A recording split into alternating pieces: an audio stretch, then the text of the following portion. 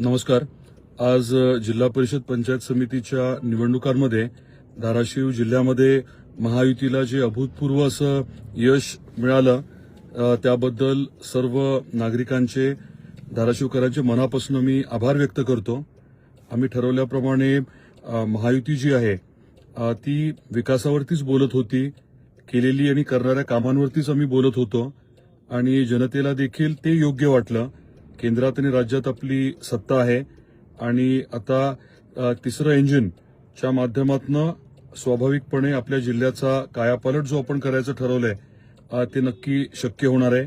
Bharatiya Janata party हा एक नंबरचा पक्ष परत एकदा आपण सिद्ध केलंय की जनता भारतीय जनता पार्टीच्या आणि महायुतीच्या पाठीशी खंबीरपणे उभी आहे. नगर परिषदेच्या नंतर हे यश आमच्या सर्वांची जबाबदारी वाढवणार आहे.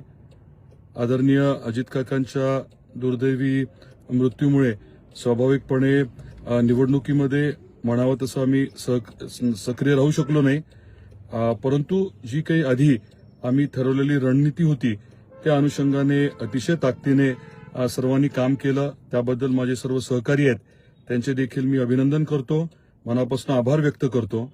आणि आदरणीय मुख्यमंत्री देवेंद्रजी फडणवीस साहेब सांगतात त्याप्रमाणे आता आमची जबाबदारी अजून वाढलेली आहे.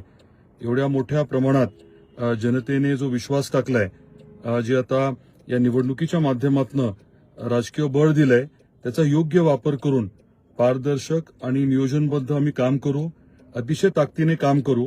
केंद्रातले, राज्यातले वेगवेगळे जे विषय आहेत, प्रकल्प आहेत ते आणणं, निधी आणणं आणि आर्थिक कायापालट. आपण ठरवलंय की शाश्वत पाणी जास्त आणायचं, आपण ठरवलंय की मोठे उद्योग आणायचे, आपण ठरवलंय की पर्यटनाच्या माध्यमातून रोजगार निर्मिती वरती भर द्यायचा, दरडोई आपलं उत्पन्न वाढवायचं आणि त्याच अनुषंगाने आम्ही सगळेजण मिळून अतिशय ताकदीने काम करणार आहोत. आपण जो विश्वास टाकला आणि महायुतीला प्रचंड ताकदीने जी साथ दिली त्याबद्दल परत एकदा आभार व्यक्त करतो. भारतीय जनता पार्टी आणि महायुती आपल्याला एकत्रितपणे अतिशय ताकदीने काम करताना दिसेल, पारदर्शकपणे काम करताना दिसेल. आणि येणाऱ्या काळात जे काही आम्ही 10 कलमी कार्यक्रम जाहीर केला होता, तो 10 कलमी कार्यक्रम म्हणजे आरोग्य असेल, शिक्षण असेल, अगदी महिला बचत गटांना सक्षम करणं असेल, वेगवेगळ्या माध्यमातून आपण काम करणार आहोत. पारदर्शक कामकाज करत असताना, प्रशासन देत असताना एआयचा वापर, नवीन तंत्रज्ञानाचा वापर याच्यावरती देखील आम्ही नक्की भर देणार आहोत. पाणी पुरवठ्याच्या अपूर्ण योजना, रस्त्याचे विषय हे सर्व आपण हाती घेणार आहोत आणि आपली साथ देखील पुढच्या काळात असावी ही विनंती आहे.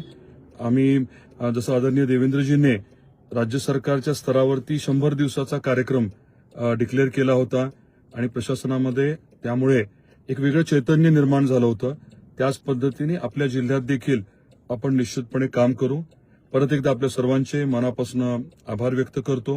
आम्ही जसं जल्लोष किंवा असा खूप मर्यादित ठेवलेला आहे. स्वाभाविकपणे प्राप्त परिस्थितीमध्ये ते योग्य नाही. काही प्रमाणामध्ये काही सहकारी जल्लोष करत असतील, पण जबाबदारीचं भान ठेवून येणाऱ्या काळामध्ये आमच्याकडनं नक्की काम होईल हे परत एकदा मी आपल्याला आश्वासित करतो. पुनश्च आपल्या सर्वांचे आभार मानतो आणि थांबतो. जय हिंद, जय महाराष्ट्र.